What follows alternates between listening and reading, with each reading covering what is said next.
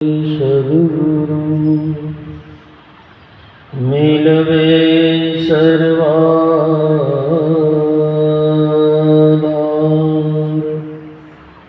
मंगलमय मंगल करुणा बिनवो बारंबार ज्ञानयुदधियर ज्ञान घन सद्गुरु शंकर नमो नमो बहुबारही सकल सुपूजन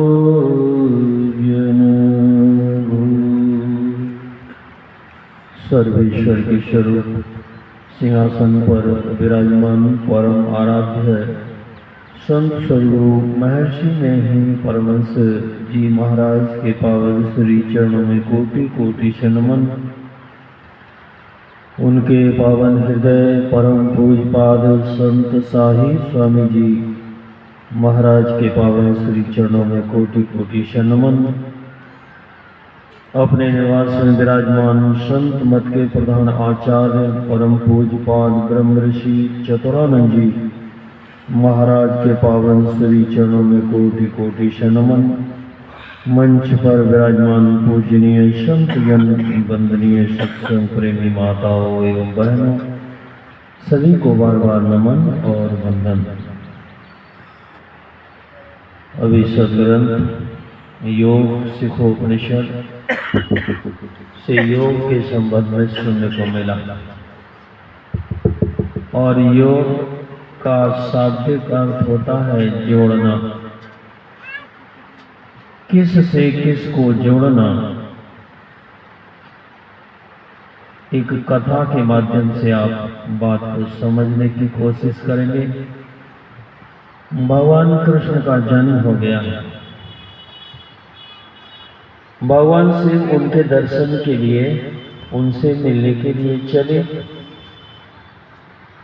और नंद बाबा के द्वार पर अलख जगाया। माता यशोदा निकल कर आई और देखा एक दिव्य जोगी द्वार पर, हाथ में त्रिशूल है, गले में सर्पों की माला और देह पर शमशान की राख, बड़ा ऊपर जटा बंधा हुआ है। देखने में तो बहुत दिव्य है। माँ ने पूछा, बाबा क्या चाहिए? भगवान शिव ने कहा कि मैया आपके यहाँ एक बालक का जन्म हुआ है, बस मैं उसका दर्शन करना चाहता हूँ। माता यशोदा ने देखा गले में सर्पों की माला और बड़ा भयंकर रूप है और मेरा बालक कन्हैया बहुत छोटा है, ऐसे रूप को देखेगा तो डर जाए। माँ ने भगवान शिव को कहा कि बाबा आपको भोजन करना है तो भोजन कर लीजिए, यदि आपको वस्त्र चाहिए तो वस्त्र ले लीजिए, कुछ जेवर चाहिए तो जेवर ले लीजिए, लेकिन ये बात मत कहिए कि मैं आपको अपने बालक का दर्शन करा दूं, दिखा दूं। भगवान से बार बार कहते कि मैया मुझको और कुछ नहीं चाहिए, केवल कन्हैया का दर्शन करना है। और माँ देखकर डर जाती है कि मेरा बालक तो छोटा है, मैं कैसे दिखाऊंगी। बार बार कहने के बाद भी माता यशोदा मिलने नहीं देती। भगवान कृष्ण भी पालने में बैठे हैं और उत्सुक हैं कि कब शिव आ जाएं और मैं कब शिव से मिलूं। माँ आने नहीं देती है, मिलन होता नहीं है। भगवान शिव द्वार से लौट जाते हैं और थोड़ी दूर जाकर बैठ जाते हैं। एक पेड़ की छाया में जाकर आसन लगाकर बैठ गए। कन्हैया ने देखा कि माँ अब नहीं मिलने देगी शिव से, और जैसा बालक का स्वभाव होता है, कन्हैया ने रोना शुरू कर दिया। माँ ने बालक कन्हैया को चुप कराने का प्रयास किया।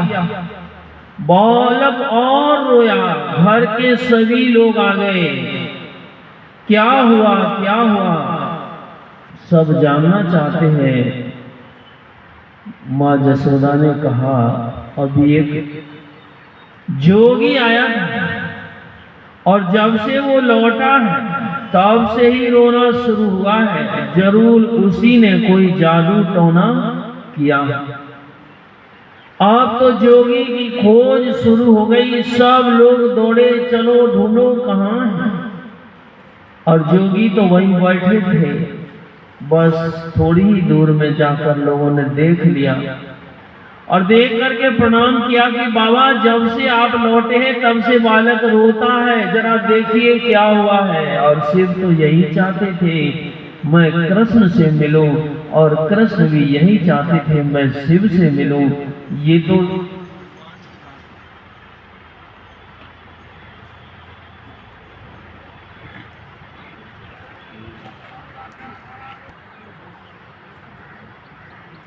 भगवान शिव और भगवान कृष्ण का मिलन हुआ और आनंद की प्राप्ति हुई। ये दोनों भगवान के मिलने में जो प्रसन्नता हुई, यही वो योग है। आप कहेंगे ये योग कैसे हुआ? माँ ने भगवान शिव को तरह तरह का लोभ दिया कि भोजन करना है तो भोजन कर लो, वस्त्र चाहिए तो वस्त्र ले लो, और जेवर चाहिए तो धन दौलत कुछ लेना है तो ले लो। लेकिन शिव ने नहीं लिया। ऐसा आप भी करते हैं। आप भी लेते हैं, वह चीज लेते हैं जिसकी आपको जरूरत है। किसकी जरूरत है? आपके शरीर का निर्माण जिन पदार्थों से हुआ है, उन्हीं पदार्थों की मांग आपका शरीर करता है। आपके शरीर का निर्माण किससे हुआ है? जिससे ये सृष्टि ब्रह्मांड का निर्माण हुआ है, वही चीजें आपके शरीर में भी लगी हैं। और वो कौन सी है? क्षितिजल पावक गगन समीरा, पंच रचित अति अधम शरीरा। इस ब्रह्मांड में मिट्टी है, जल है, अग्नि है, वायु है, आकाश है, और आपका शरीर भी इसी ब्रह्मांड में है। तो आपका शरीर कोई अन्य मसाले से बना होगा? आपके शरीर में भी मिट्टी है, जल है, अग्नि है, वायु है और आकाश है। जिससे ब्रह्मांड बना उसी से आपका शरीर बना, और आपका शरीर इसी ब्रह्मांड में है। ये आपके शरीर की व्याख्या है, आपकी बात हो रही है, आपकी।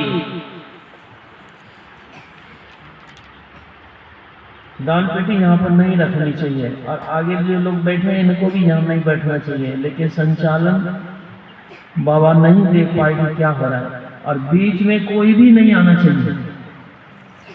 और समय भी कम कर दिया, कोई सुनेगा समझेगा तो क्या समझेगा। दान पेटी को उठा करके वहां रख दीजिए बाहर। एक तो नए लोग हैं, उनको पता ही नहीं है सत्संग का क्या महत्व है। वो तो खेल समझते हैं, 8 बजे 9 बजे आएंगे और बस थोड़ा सा हो हल्ला करके और घर चले जाएंगे। कोई